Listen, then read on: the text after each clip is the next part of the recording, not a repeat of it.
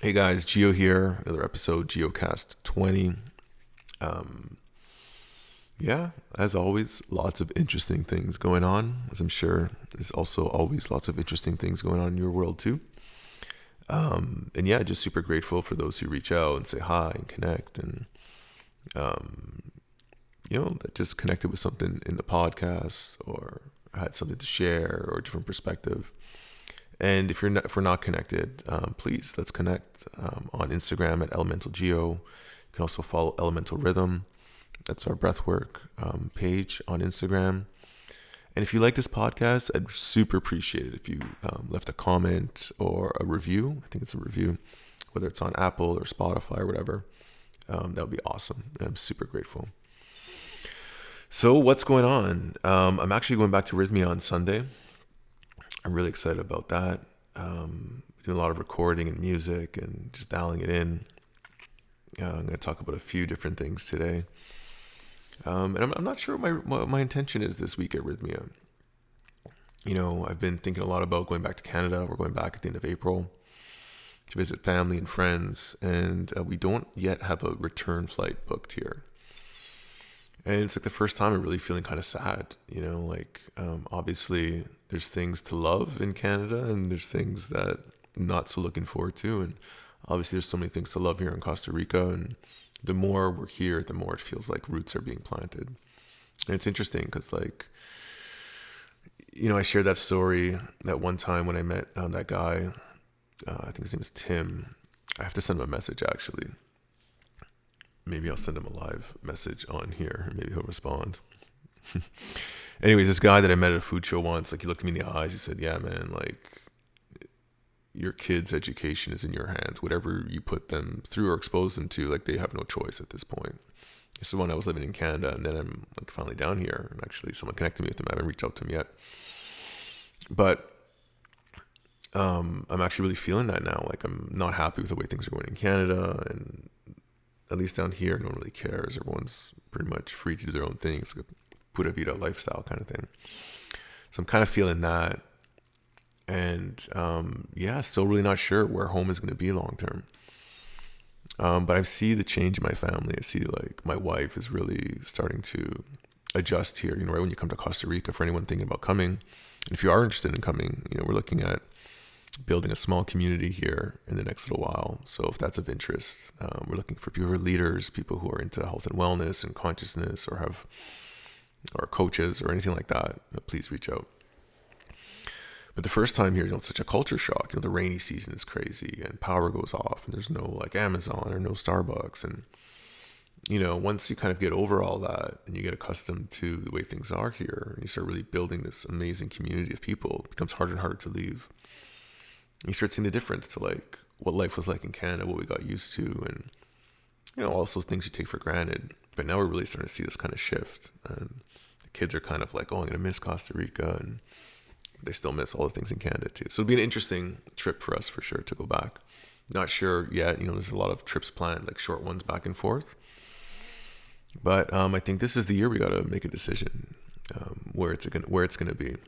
So just really feeling into that, but strong, when I meditate on it, is Costa Rica is the place to be for sustainability, for building community. I used to really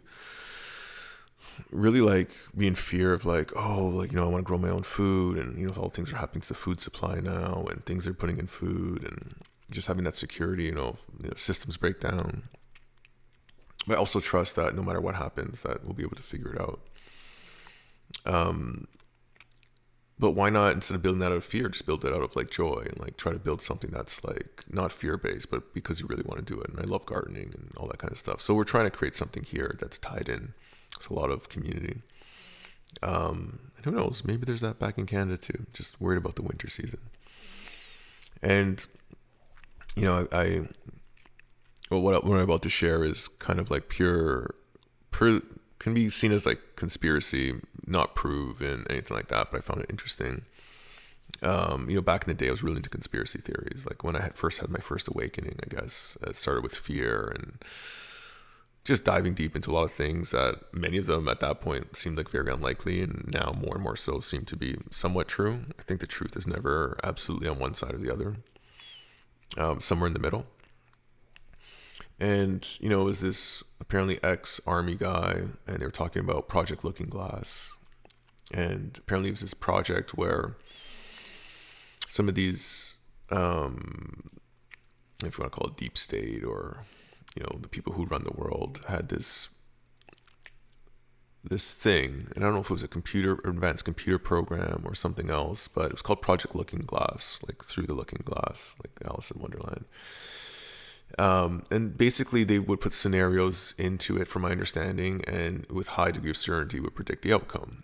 There's a lot of proof about how like the CIA controls the narrative and TV, and I don't trust anything on the news anymore. It's almost like when they say something on the news, I got to question, both sides of it to see what their angle is. That's just me. And so what this would do is, like, it would, if you can control the narrative and pretty much have the power and money to try to create these outcomes, they would know with certainty what would happen, to a high degree of certainty, like 80-90% apparently. But what they found in the early 2000s was that after 2012, the program couldn't predict anymore. It wasn't working. They thought it was broken. They brought an expert to come look, and he confirmed the same thing they were confirming. And the way it was described was that all the timelines collapsed after 2012, meaning my interpretation of that is, like, either anything can happen or only one thing is going to happen, which is this kind of unity event, which is like this mass awakening. And I don't know how long it's going to take, but obviously in order to get there, things need to collapse first. If you ever think about transition, it's not like there's a switch is going to flip one day, even in your own life. Like, you're going from where you are now to like your ideal perfect life. Like, in between that process of A to B, there's going to be like a change period where things fall apart. And so, what it sounds like is, like, no matter what anyone tries to do to control it, like, this is happening. And I find it interesting because, when you watch like things on like TV, like, are people like trying to embed these messages, or like movies? Like, do they know kind of what's happening? Are they trying to like reveal to us, or is it just something embedded in the collective consciousness where there's awareness of what happened? And there's a part of Matrix when, the machines are taking over the AI. It's funny because we're getting to AI now. We'll talk about that in a few minutes. They go down into, I can't remember what they call the underground city. Anyways, it's a very biblical name that they have for it, but I can't remember. And they say, like, this reset happened so many times. It's happened already 7 times before. And they never kind of kill every single human. They leave just enough so that they can respawn and build back up again. And I personally believe, like, humanity's been around for way longer than we've been told. Maybe thousands of years more, maybe hundreds of thousands, maybe millions of years more. We don't know. Like, once one thing is not true, that means anything could be untrue. And I think part of a control mechanism is keeping people out of the loop, confused. And so what I think happens is, like, humanity builds up to an inflection point, and then it falls back down. Like anything in nature, like how things grow, and they die, and like certain, like, rabbits and foxes, like the rabbit population will go up, then it'll go back down. It keeps this balance. And then things evolve over time when the time is right, or something needs to happen or change. And so I feel like humanity, our evolution as humans, because obviously something broke free in on this planet as far as like consciousness, that's different than animals and plants. Not better or worse, just different. And I feel like, we'll keep growing to this point where, it feels like we're at the greatest kind of duality, maybe, or maybe it's duality within or without, or breaking away from spirituality. And there's this point to shift. And the shift can happen into oneness, or it can destroy again and go back. And time is infinite. And so with that in mind, it can happen as many times as it needs to until something shifts within all of us. And there are players on the good side, players on the bad side. And that's what holds this balance and this duality. It's like perfect mechanism to create this space where these things can happen. And so it feels like we're coming to that apex again, at a time where I've seen many people are waking up, and also we're at the most divisive and destructive time in modern history. Who knows what's happened before? You hear about like the story of Babel, the Tower of Babel, and how it was happened before. And maybe it's a cataclysm or a flood, or maybe it's, world war, or maybe it's a disease. But I think this pattern just reoccurs like an algorithm, like string theory type thing. And string theory is part of the Project Looking Glass, and this algorithm that controls the nature of reality. And so anyways, the way he described it was like, there's two sides right now that are playing this out. And it's like two expert chess players playing. And they both realize that the good guy has the bad guy in checkmate in about, 7 or 8 moves. And it just has to get played out. And the only way that the good guy can lose is if he intentionally makes a mistake. Like for him to make a mistake, it's like 1 in a million. And so there's kind of these casualties of war that are happening right now during this shift, this power struggle. And, maybe it may look like the financial system collapsing, all these central banks going down, crypto shifting, the healthcare getting totally revolutionized, and all the truth coming forward about the greed and the profit and the war and these intentional wars to make money. And all that needs to come to the surface. And it's going to be a hard pill to swallow for many. But what happens after that is something that's very beautiful, I think.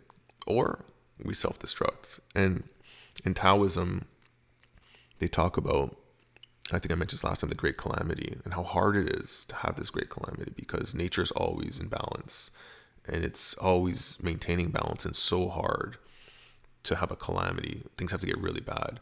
But again, like maybe that calamity is the shift. Maybe it's the reset, or maybe it's the transformative moment in human history. So, from that perspective, I think it's an amazing time to be alive. I think a lot of us chose to be here this time to witness this, whatever outcome it is, to witness that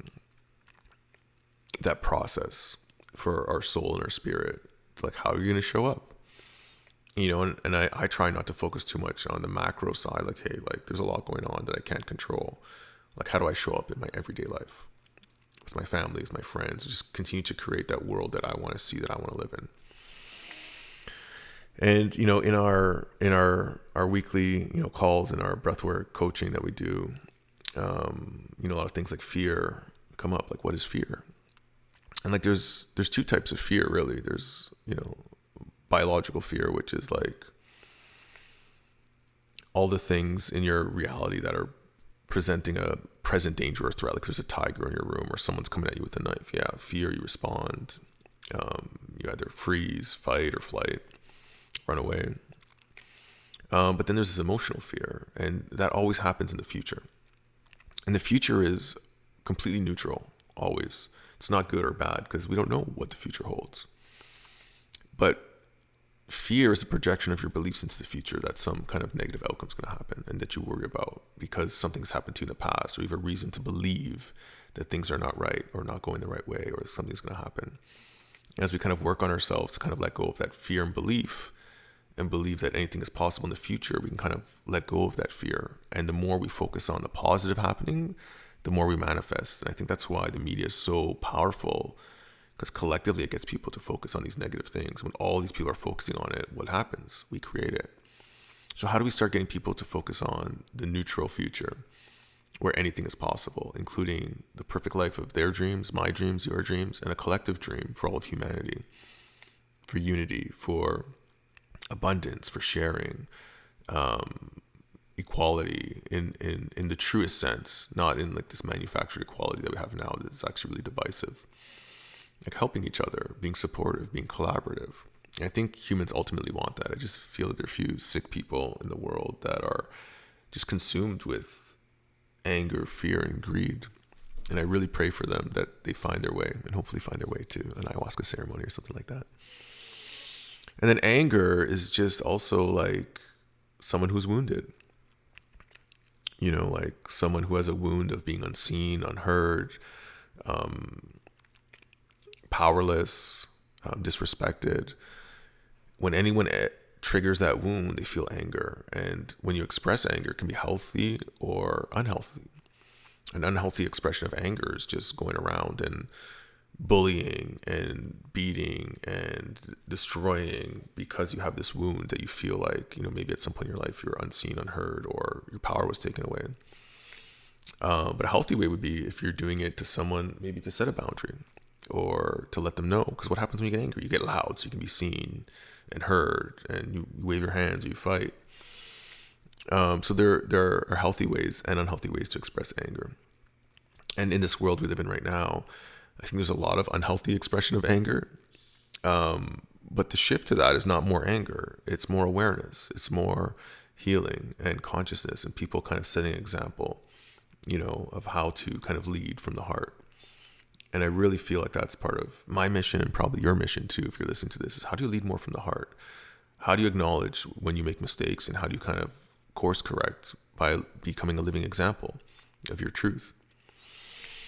And so I encourage you to think about that, like how you show up in the world and how you express yourself and what you're afraid of. And when you feel angry or frustrated, are you feeling that because you have a wound? And can you go back and kind of like change your belief around that and see something different and the truth in yourself, that maybe to be seen or heard, you don't need to get angry or win or beat others. Maybe there's a more healthier way of finding that need expressed. And so as I was walking on the beach the other day, a funny insight came. It's like, when does the seeker stop seeking?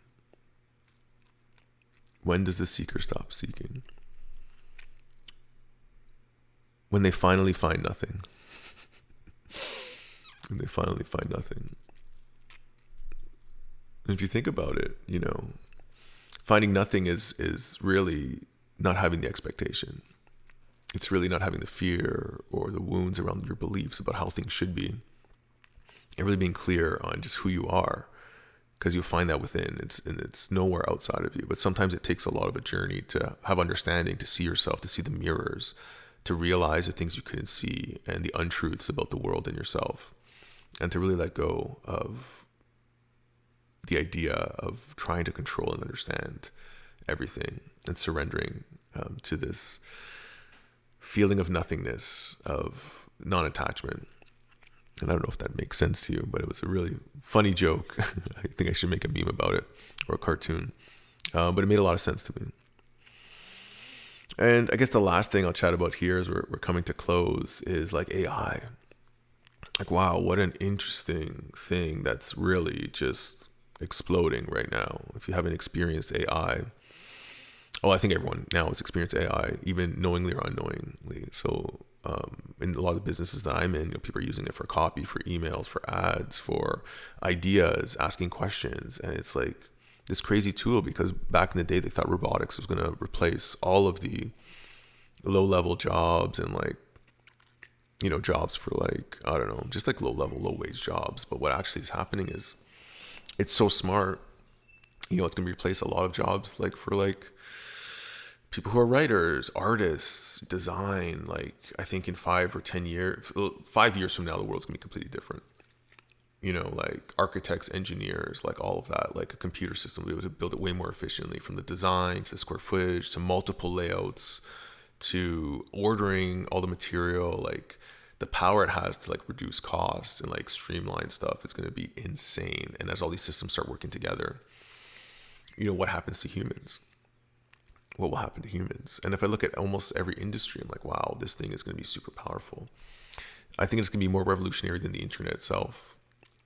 But at the same time, I think there'll become a saturation point, is what I like to call it, where, I think there's so many people on social media that want to be seen and heard, and that want to, or have this idea that, they're going to make money once they get all these followers and be famous or get a following. Some people just like to browse because they're addicted to it as well.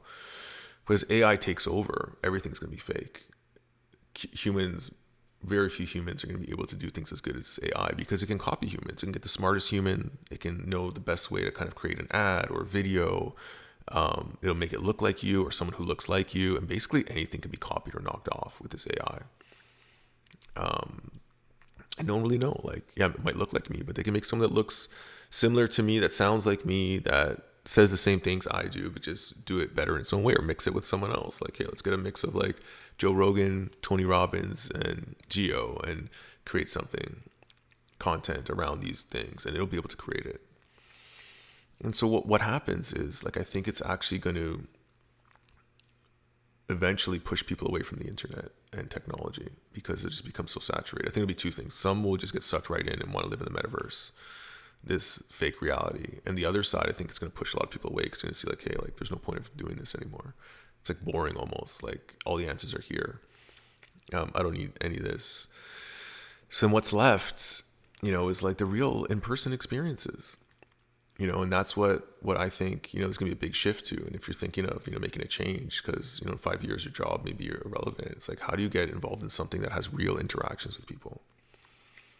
A wellness studio, becoming a coach, restaurants and food and travel and experiences. And I think that's going to be the last place that AI is going to be able to touch. I'm sure it'll help for like marketing and all those other things, but how do you become good in things that are human, things that have empathy, things that really create a human connection?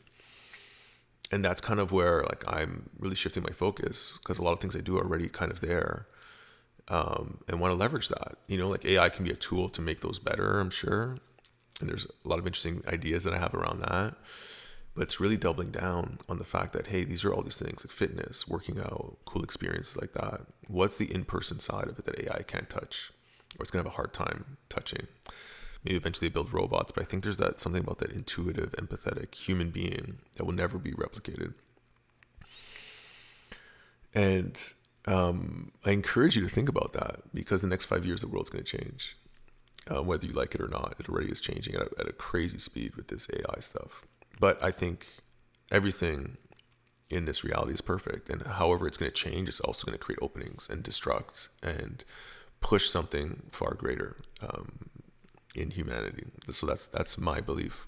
It was also interesting that when I look back, what were all the things that the government really tried to shut down during COVID? It was all those types of businesses. Restaurants, gyms, wellness centers, anything that was like, I felt that AI couldn't touch, so they can, I think, let them fail and then have government control on all those things. And AI, social credit, looks like it's coming. This digital currency looks like it may be coming. But again, there's that inflection point where, maybe we can stop it. Maybe it self-destructs. Maybe we just say no. There's a lot of things going on in the world where people are pushing back, like in Lebanon and France. And it'll be interesting to see what happens here in North America, especially, and around the world, as like there's this BRICS thing that they're creating this new currency. Is it a good thing or bad thing? I don't know. Like China being in control or the main superpower in the world. Yes, they're making peace, but they also have the most social credit systems and totalitarian rule. So lots to ponder on. I'm not sure what the answer is. I'm sure it'll unfold perfectly as it always does. And I would love to hear your thoughts on some of these things because I know that I could be completely wrong. These are just some of the things I think and feel. And ultimately, I know in my heart that whatever happens here in this lifetime is going to be perfect. And when we go to the other side, we look back and again, look at what a beautiful experience and ceremony this whole life was. It's like, again, drinking a cup of ayahuasca and then being born, experience life, and then come out of the other side like, wow, what an experience. Oh my God. Let's do it again. And then, you go in the random calculator, or you might pick it completely and say, okay, here's your experience. Go for it. Let's go through another round of school for the soul. Gio here. I love you guys. Thank you for listening. Please reach out. I'd love to hear from you guys, and I will see you soon. Peace.